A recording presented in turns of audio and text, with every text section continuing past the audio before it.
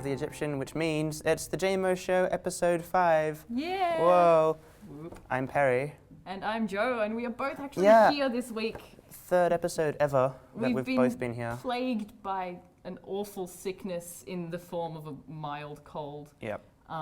That rendered us incapable of delivering a show to you with the both of us here. Yeah. However, We're due to alive. immune systems and Yep. such, we are here to maybe not grace you with our presence. Yeah. Because number one, we're not actually present where you are. And number two, I don't know how much grace there is between us. probably But we're not here. very much. Yeah, we are here. Unfortunately, someone behind the scenes is gone. Zach is ill, but he's not needed to record, so we're recording anyway without him. Yeah. He can catch up when it published. I Yeah. am good at wording today. Yeah, you're excellent.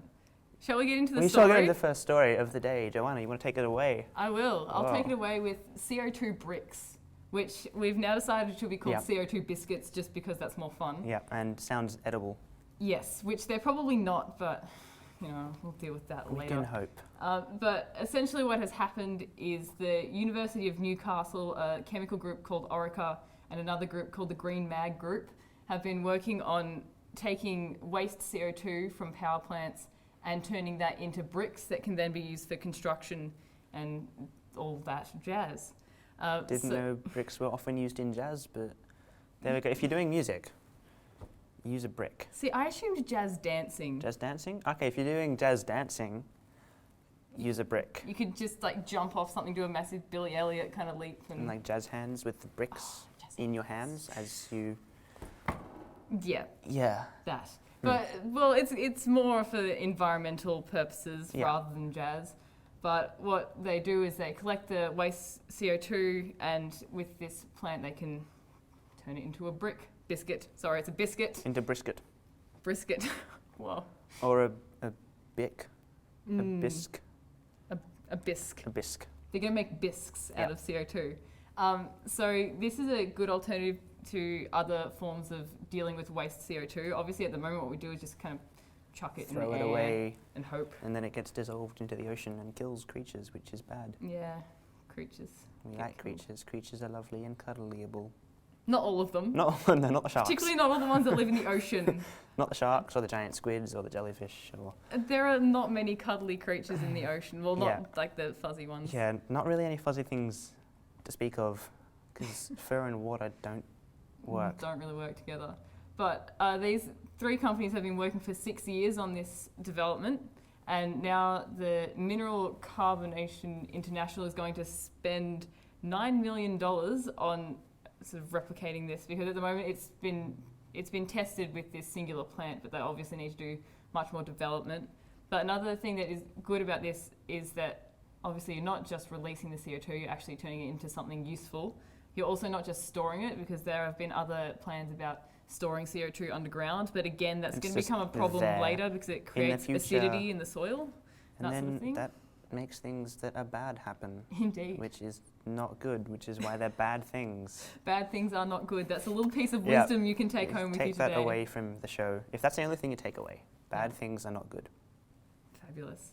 The benefit of this is that it can actually be retrofitted to pre-existing power plants, so that normal like coal-burning power plants across the world can be retrofitted with this technology, so that we can create these carbon Brisks. Brisks, I I think think. brisks was the word we Yes. chose.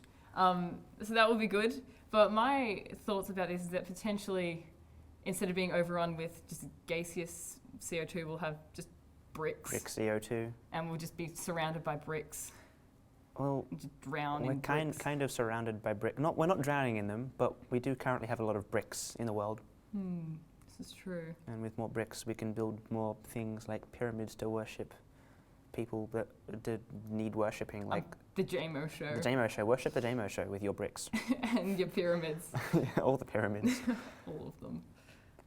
Okay. Yeah. I believe that's as much as I can say about CO2 bricks. Yeah, I'm running low on ideas.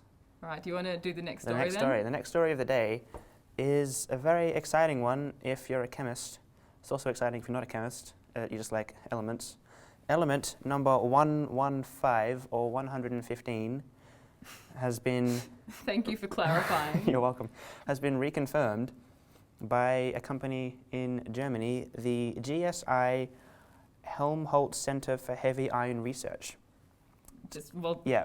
well done for getting Thank that you. out. So they've reconfirmed the existence of element 115, also known as ununpentium. I didn't know this before we started recording. Ununpentium is named ununpentium because Greek and Latin you get unpent is 115 and it's element 115. And that's why ununonium is one of my favourites because it's 111. It's just really fun to say. It's fantastic. It's kind of a little bit silly, it seems, but ununonium is a thing. But are they talking about renaming They this are- element? What is it? The IUPAC? IUPAC? IUPAC, the IUPAC, the International Union for Pure and Applied Chemistry, they are going to debate whether we need further experiments and research before officially giving it a name. I just want to put this out there that it should have a J in its name. It should have a J, Because there is no J in the periodic table. which and is sad, It is a sad day for people with J's in their names everywhere. which surprisingly includes me, even though my name is Perry. Well, Fun fact behind the scenes. Whoa. his name is actually Jason. So yeah, it was discovered 10 years ago in Dubna. I'm probably horribly mispronouncing this. Dubna. It's alright, I've got a thing I'm going to horribly mispronounce later, so Yeah. all will be balanced out. in the Dubna, end. Russia, 10 years ago, created element 115, and then Germany recently recreated it, and it's fun. Been confirmed. Yeah, well, it is. We should do a poll thing where we get people to suggest names yeah. for the Pentium. Ununpentium, I mean, obviously we don't have any real influence, but Yeah. it could be fun anyway. and we can have like JMO showy, and I would like that because Well, that would that have a has J. the J. Yeah, it has a J, and it's worshipping us along with the pyramids. Okay, this is getting really narcissistic, this episode. A little bit. Yeah, I'm sure we'll get over it. So yeah, they create element 115 and all other heavy elements by taking element number 92, which is uranium, the heaviest known naturally occurring element, and bombarding it with protons to create heavier elements. Yeah, taking like a handful of protons and some uranium and just... I like the sound Yeah. effect that it makes as well. That's So lovely. that's how they make element 115. It's incredibly unstable, only lasts for a very short time. I can't remember exactly how long, but it's very short. So to detect it, they look for the specific X-ray patterns that are emitted as it decomposes, and then they're like, hey, we have ununpentium. There you go. I have a distinctly different story to that. Whoa. It is about air guitarists.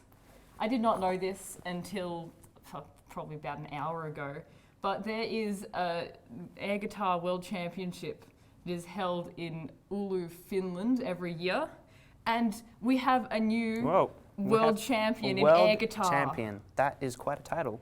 His name is Eric Mellon, and he's from the US, and he performed a stunning rendition to win the title, and he narrowly beat Doug the Thunder Strook. These And- names are fantastic. Oh, they are so beautiful. Just, I wish I was a professional air guitarist. You would be Joe the... What would a good adjective be? I don't know, for you're Joe? the one who launched into this, so you're Am on I? your Oh, own. okay. Joe the Electric Hughes. Hughes. All right. There we go. Well, obviously I'd be playing electric air guitar, not acoustic. Yep. Because Well, that'd just... Unless I was going for a deliberate... Juxtaposition. Oh, Big whoa. words. That's Ah. literature right there for you. Yeah, I'm sorry, I just do the regular English. But we do use juxtaposition as well. Yeah. If you can use juxtaposition in an essay, you've pretty much already Yeah. got an A. It's a good word to use. Yeah. So this World Championship in air guitar, sorry, I can't say that with a straight face. It's a very serious matter, air guitar. It has been happening since 1996, which is the year of Whoa. our births. Whoa. Births, Yep, Yep. I'm good at the plurals. all of them. And so Eric Mellon, his performance included energetic headbanging and charismatic stage presence. So, That's quite a good... well, those are kind of your things. main Yeah. elements Like, of a good air guitar. If you're going to be an air guitarist, you got to like sell it well. Oh, I mean, you're probably going to look a little bit silly when you're doing it anyway. So if you're going to do that, at least look confident about what you're doing. That's some advice to go out to all air guitarists who are watching the show currently. If I'm you not do- sure how many there are. Yeah, if you're doing something that's probably going to look stupid, be confident, and people will think that you're only mildly crazy. I'm not sure if that's really how it works, but we can That hope. should be how it works. We can hope. I believe it's time for the introduction. The introduction. Parents. Goodbye. Yep. Yeah. See ya.